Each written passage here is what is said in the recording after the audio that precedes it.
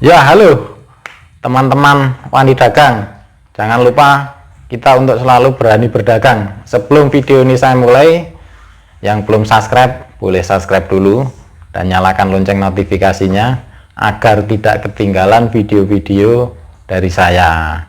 Kali ini saya akan berbagi tutorial, yaitu membuat singkong rasa dan juga analisisnya bagaimana, sehingga dari video yang saya buat ini nanti teman-teman bisa mengambil positifnya, bisa belajar, dan tentunya harapan saya, harapan kita semua, kita berani action untuk berdagang, karena dagang ini merupakan langkah awal untuk menjadi seorang pengusaha, level awal untuk menjadi seorang yang sukses di dalam membangun sebuah usaha.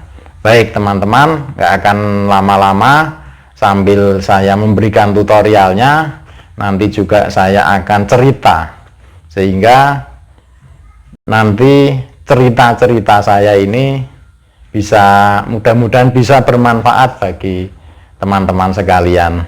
Nah, tidak lama-lama, mari ikuti video saya sampai akhir ya. Singkong rasa ini bahan dasarnya adalah ketela pohon. Di daerah tertentu memang berbeda-beda ya penyebutannya, ada yang pohung, ada yang jendal, ada yang sampe, dan lain-lain, tergantung daerahnya masing-masing. Nah, caranya adalah singkong kita potong-potong sepanjang jari kita.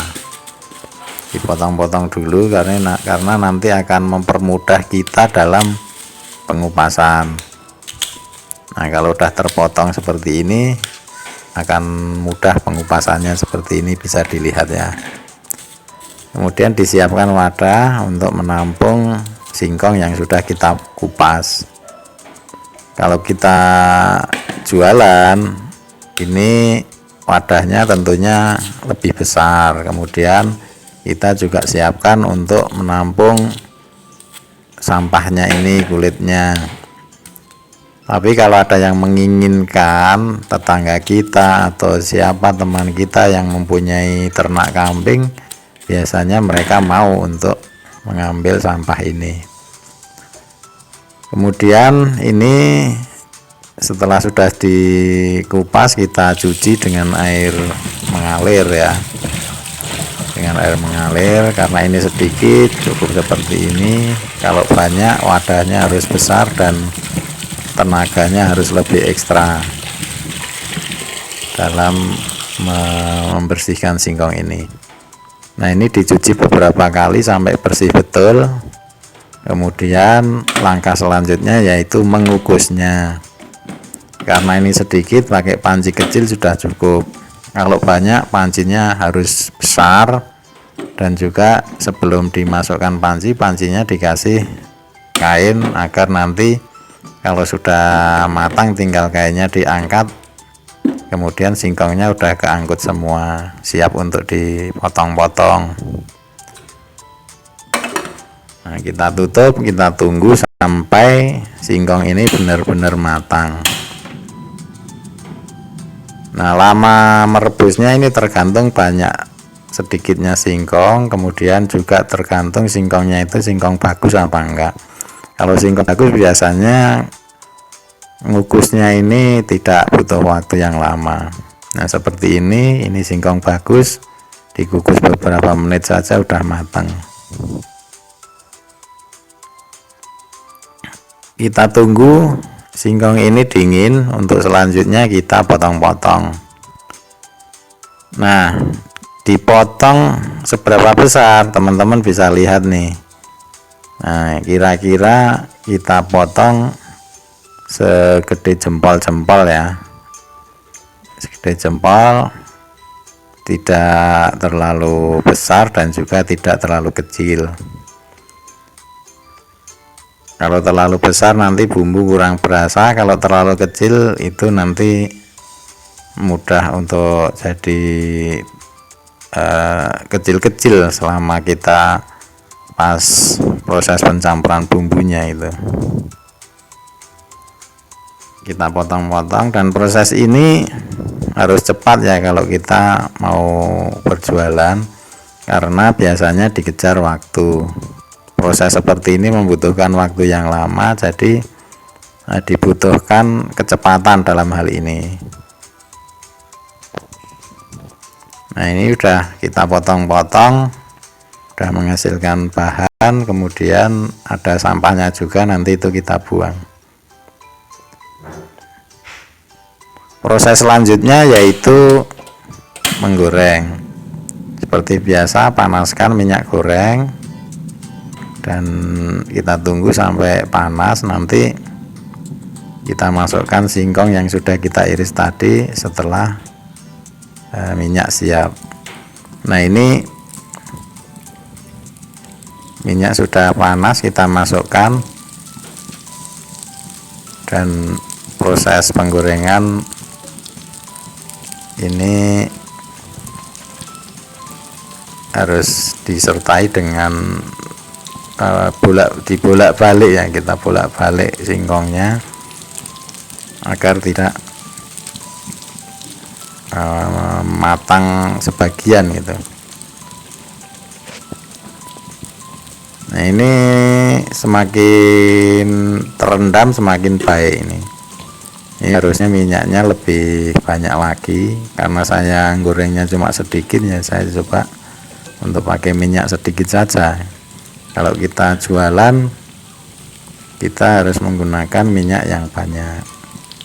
Bahkan mungkin 1 liter minyak itu bisa kita masukkan ke wajan ini semuanya gitu, untuk berjualan selama sehari. Nanti kalau habis kita tambah sesuai dengan berapa banyak kita menggoreng. Nah, ini sudah jadi, sudah siap untuk kita campur dengan bumbu tabur.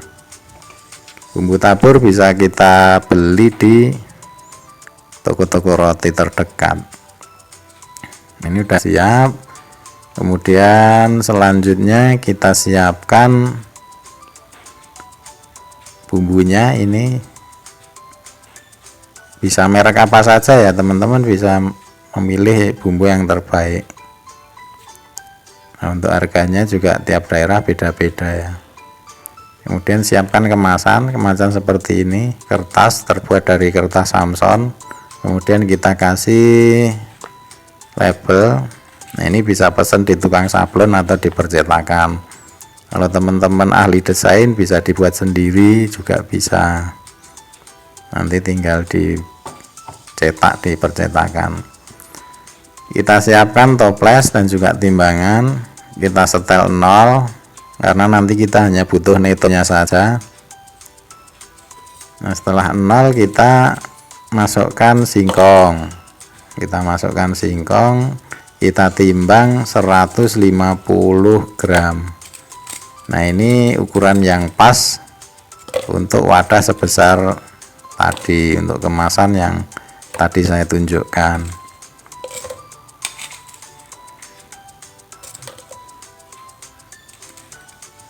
Kita masukkan 150, itu untuk 1 porsi 150 gram ya teman-teman.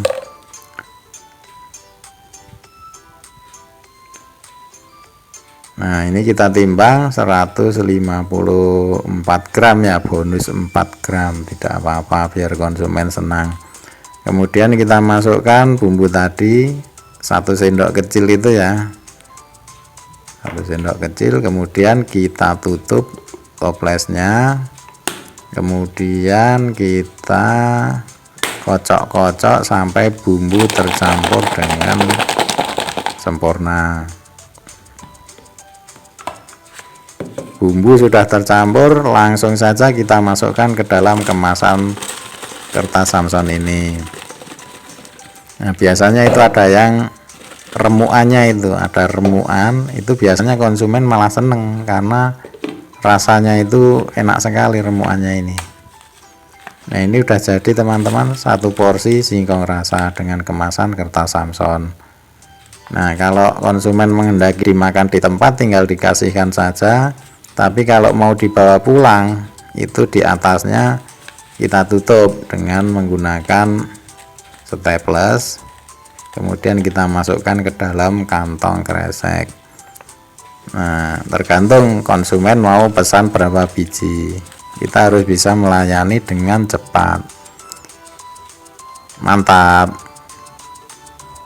Nah, teman-teman, biasanya konsumen ini disukai oleh anak-anak remaja, anak-anak kecil juga suka, orang tua juga suka.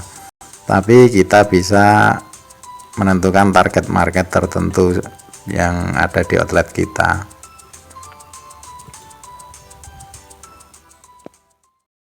Ya, teman-teman, ini hasilnya. Ini adalah satu porsi singkong rasa. Dulu saya pernah jualan seperti ini. Nah, kenapa kita memakai kemasan seperti ini yang di sini ada identitas kita? Karena ini akan memungkinkan orang lain melihat bahwa ini profesional. Kemudian ini menunjukkan bahwa usaha ini memakai sistem. Maka dari itu orang lain bisa tertarik dengan sistem yang kita miliki, dan kita bisa menawarkan ke mereka, dan mereka bisa sama-sama untuk memakai sistem yang kita buat, sehingga terjalin kerjasama yang baik, dan mitra kita dan kita itu maju bersama-sama, sukses bersama-sama. Nah, ini bisa diterapkan kepada usaha teman-teman. Jika teman-teman mempunyai usaha, amati, dan juga kegiatan kesehariannya dirancang untuk dirubah, untuk dibikin menjadi standar operasional prosedur, sehingga SOP itu bisa dijadikan proposal, dan proposal itu bisa ditawarkan kepada mitra-mitra kita.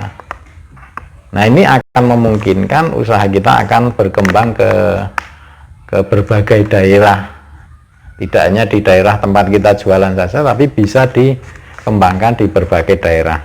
Nah, pola kerjasamanya kita bisa awali dengan membuka peluang bisnis opportunity, BO namanya. Kemudian kalau nanti berkembang, merek sudah didaftarkan, kemudian bisa berkembang menjadi usaha franchise. Nah, itu salah satu sistem pengembangan usahanya. Itu dulu teman-teman, mudah-mudahan bermanfaat.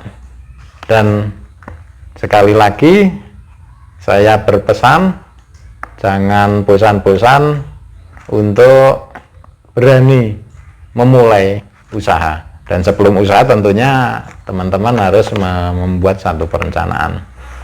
Sampai jumpa teman-teman, dadah.